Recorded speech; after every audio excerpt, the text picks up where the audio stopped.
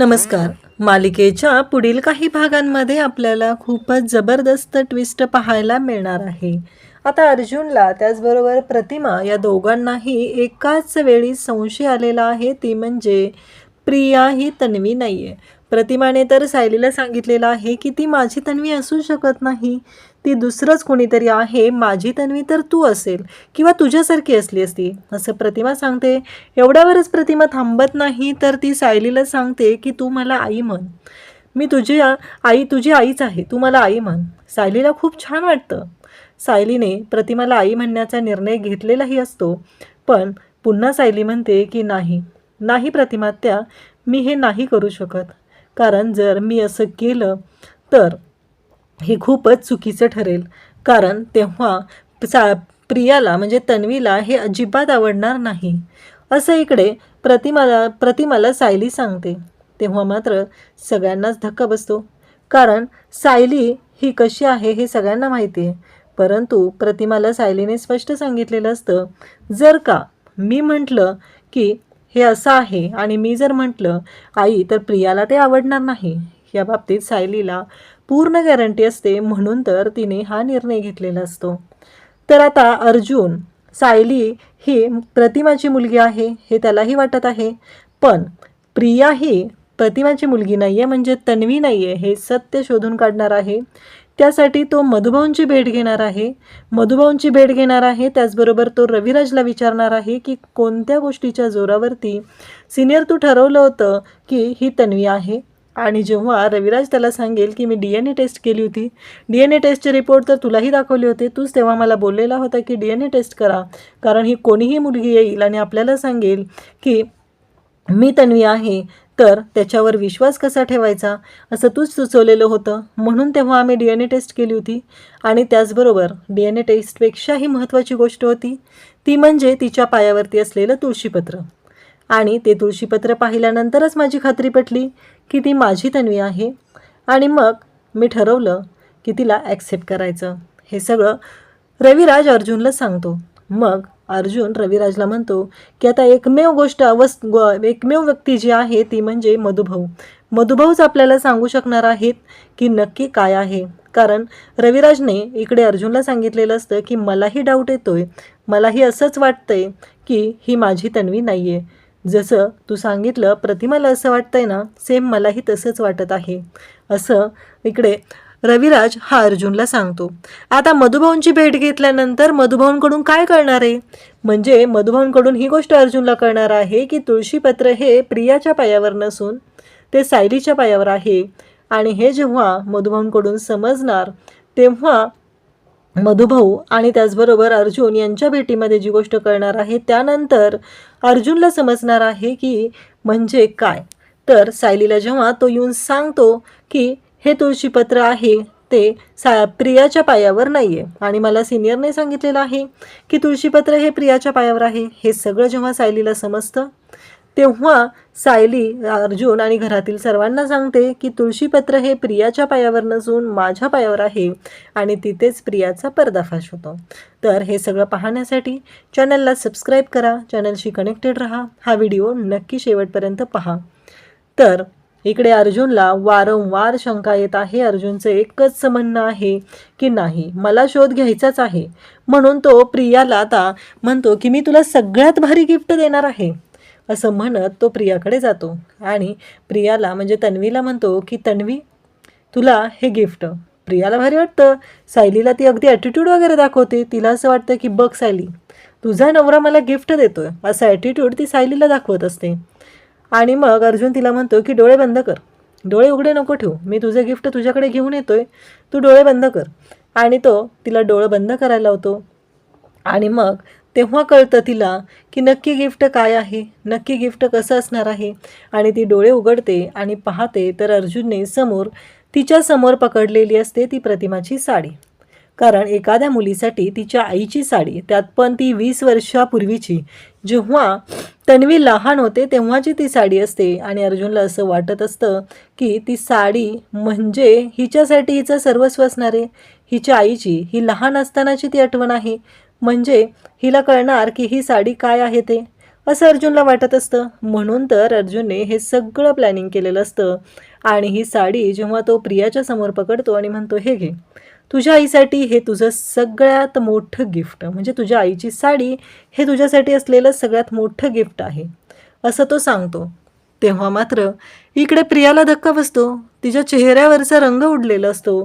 तिला कळतच नसतं की हा अर्जुन डोक्यावर तर पडलेला नाही आहे ना, ह्याने नक्की मला कसलं गिफ्ट दिले असलं आणि काय करू मी या गिफ्टचं, हा प्रश्न तिला पडलेला असतो.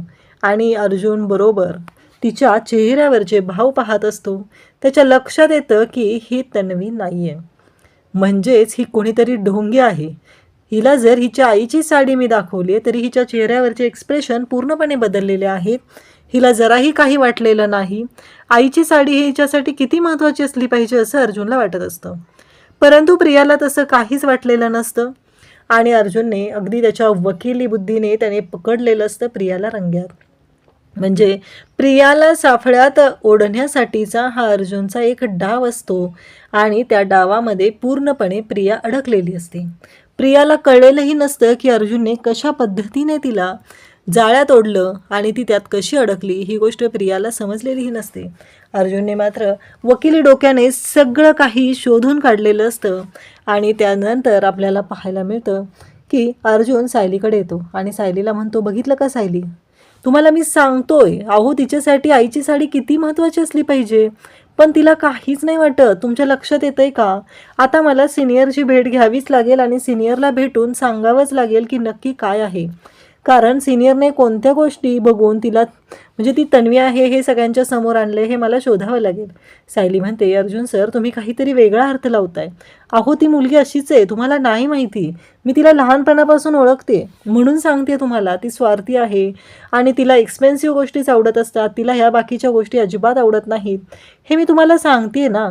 तेव्हा अर्जुन म्हणतो, कितीही एक्सपेन्सिव्ह असलं, कितीही एक्सपेन्सिव्ह ब्रँडेड आवडत असलं तरी एखाद्या मुलीसाठी तिच्या आईची साडी ही जास्त एक्सपेन्सिव्ह असते, ब्रँडेडपेक्षाही जास्त महत्त्वाची असते, असं सायलीला तो सांगत असतो. सायलीला म्हणतो की तुम्ही विचार करा, तुमच्यासाठी जर तुमच्या आईची साडी तुमच्यासमोर असेल तर तुमच्यासाठी ती एक्सपेन्सिव्ह नसेल का. तेव्हा सायलीच्या डोळ्यात पाणी येतं.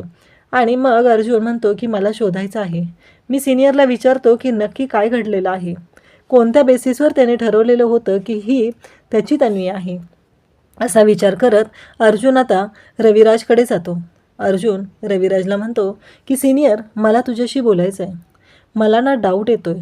तर अर्जुनला सिनियर म्हणतो, म्हणजे माझ्या डोक्यात जे चालू आहे तेच तुझ्या डोक्यात चालू आहे. अर्जुन म्हणतो, म्हणजे सिनियर. तेव्हा रविराज स्पष्टपणे सांगतो की हो, मला डाऊट येतो आहे की खरंच ती माझी तन्वी आहे का. आज बाप्पाचं आगमन होणार होतं, माझी तन्वी अशी कधीच वागली नसती.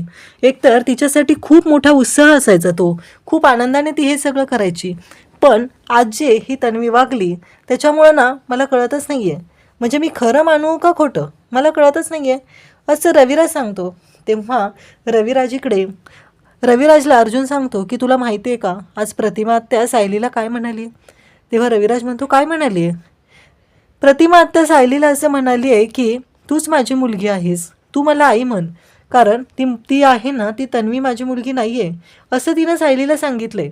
परंतु सायलीनं प्रतिमात्याची समजूत घातली आणि प्रतिमात्याला सांगितलं आहे की असं नाही आहे, तुमची मुलगी आहे ना ती, तिच्यापासून आईवडिलांचं प्रेम कमी नको व्हायला, असं सायलीनं प्रतिमात्याला सांगितलं आहे, असं अर्जुन सांगत असतो. तेव्हा सायलीच्या बाबतीत अर्जुनने हे सांगितल्यावर रविराजच्या डोळ्यात पाणी येतं. रविराज म्हणतो, अर्जुन मी तुला एक गोष्ट सांगू का, कारण मलाही वारंवार तसंच वाटतं की तन्वी नसून सायलीच माझी मुलगी आहे.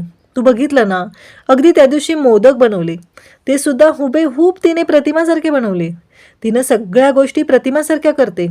आठवते का तुला, मागच्या वर्षी पण बाप्पा येणार होते तेव्हा तिने सांजेच्या पोळ्या केल्या होत्या बाप्पाच्या नैवेद्यासाठी, त्याचबरोबर आरती करतानाही तिने मनापासून केली. त्याचबरोबर जास्वंदीच्या फुलांचा हार तिने बनवून ठेवलेला होता, जास्वंदीची फुलं आणलेली होती आणि ते सुद्धा अगदी प्रतिमा सांगायची तसंच, देवाला ताजी फुलं मिळावी म्हणून पाणी मारून ठेवलेली होती आणि ती घेऊन आलेली होती आणि अगदी पूजेच्या वेळेस घेऊन आलेली, हे प्रतिमाचं वाक्य असायचं. आणि हे सगळं सायली बोलते. तिच्या हातच्या पदार्थांना प्रतिमाच्या हातच्या पदार्थांची चव येते. त्याचबरोबर आत्ता आपण सायलीचा जो वावर आहे प्रतिमासोबतचा, तो लक्षात घेतला तर आपल्या लक्षात येतंय की नक्की काय आहे ते. त्यावेळेस अर्जुन म्हणतो, हो सिनियर, पण मला सांग ना तू, तन्वी ही तन्वी आहे हे कसं शक्य झालं होतं, म्हणजे कसं सिद्ध झालं होतं. तेव्हा सिनियर म्हणजे रविराज सांगू लागतो की हे बघ अर्जुन, कसं आहे, तन्वी जेव्हा लहान होती म्हणजे ती जन्मताच तिच्या पायावर एक तुळशीपत्राची खूण होती, म्हणजे तुळशीपत्राच्या आकाराची जन्मखूण होती. त्यामुळंच प्रतिमा तिला म्हणायची ही माझी रुक्मिणी आहे, माझ्या रुक्मिणीचा म्हणजे ही रुक्मिणीचा अवतार आहे, कारण रुक्मिणी म्हणजे विठ्ठल रुक्मिणी तिच्या पायावर तुळशीपत्राची खूण होती, तर सेम तशीच आहे म्हणून ती म्हणायची ही माझी रुक्मिणी आहे. आणि दुसरी गोष्ट तू सांगितलेलं म्हणून DNA टेस्ट केलेली, तर DNA टेस्ट मॅच झाली होती आणि तिच्या पायावर तुळशीपत्राची खूण होती. अर्जुन म्हणतो तरी पण मला डाऊट येतोय, कारण मला आता असं वाटतंय की मधुभाऊंची भेट घेतली पाहिजे आणि मधुभाऊंना विचारलं पाहिजे, कारण मधुभाऊंनी 20 वर्ष तिला सांभाळलेलं आहे, तर मधुभाऊ नक्की सांगतील की काय आहे. अर्जुन असं रविराजला म्हणतो. रविराज म्हणतो चालेल. तेव्हा अर्जुन म्हणतो पण मी आणि सायली जातो सिनियर तिथं भेटायला, तेव्हा मधुभाऊ काय सांगतील ते पाहतो आणि मग गरज लागली तर तू एकदा भेटून घे. तेव्हा रविराज म्हणतो की हो चालेल.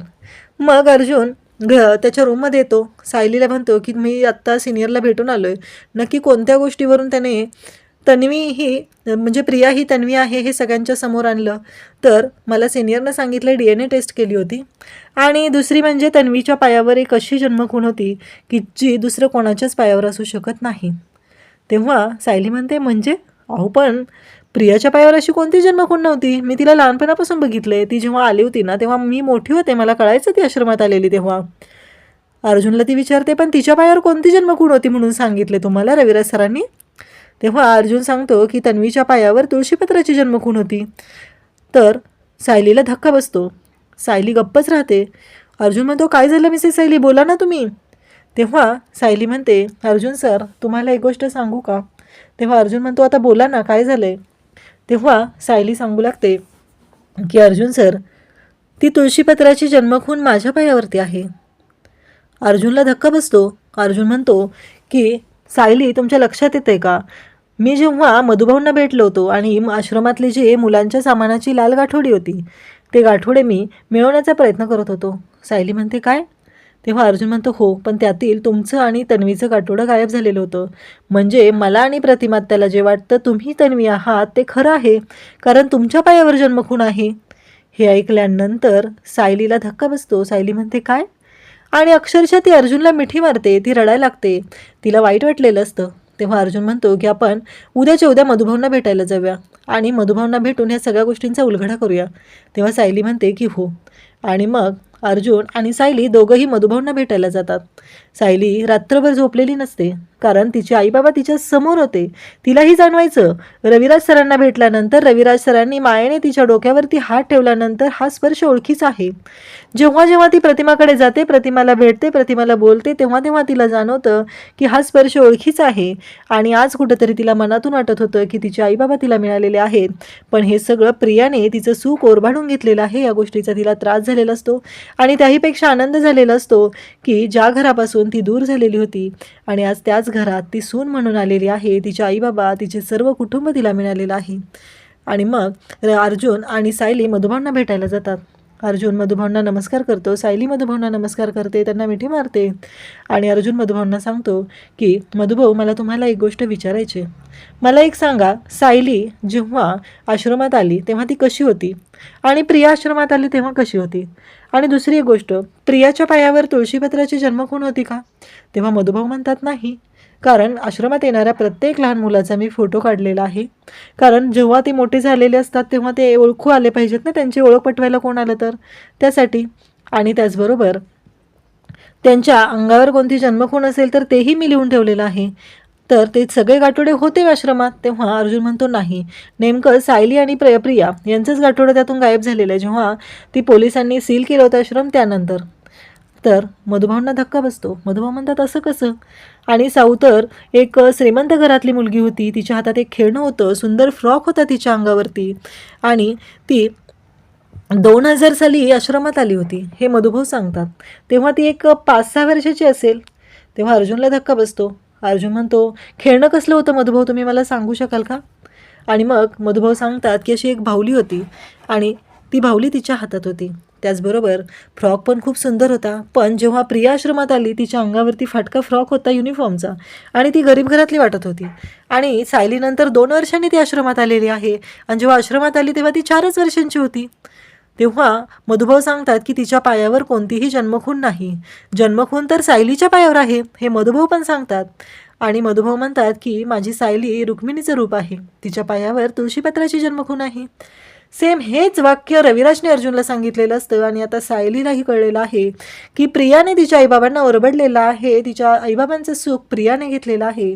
सायलीला खूप मोठा धक्का बसतो आणि सायली अक्षरशः गोंधळून जाते. तिला कळायचं बंद झालेलं असतं. प्रियानं हे काय केले माझ्यासोबत हा प्रश्न सायलीला पडलेला असतो. सायलीला खूप राग आलेला असतो. परंतु सायली म्हणते की आता मी हिला सोडणार नाही. आणि असं म्हणत मधुभाऊंना नमस्कार करून सायली आणि अर्जुन तिथून निघत असतात. पण त्याच वेळी ते मधुभाऊंना सांगतात की सायली ही रविराज किल्लेदार यांची मुलगी आहे. हे जेव्हा मधुभाऊंना अर्जुन सांगतो तेव्हा मधुभाऊंनाही धक्का बसतो. मधुभाऊ म्हणतात काय सांगताय जावई तुम्ही? तेव्हा अर्जुन म्हणतो की हो, सायली ही रविराज किल्लेदार आणि प्रतिमा किल्लेदार यांची मुलगी आहे. प्रिया ही दुसरीच कोणीतरी आहे आणि तिने आमच्या घरात येऊन गोंधळ घातलेला आहे. तेव्हा मधुभाऊंना खूप छान वाटतं, कारण इतक्या वर्षानंतर मधुभाऊंची इच्छा होती की सायलीला तिचं कुटुंब मिळालं पाहिजे, तिचे आईबाबा मिळाले पाहिजेत. आणि फायनली सायलीला तिचं कुटुंब मिळालेलं आहे. त्यामुळे मधुभाऊंनाही खूप छान वाटतं.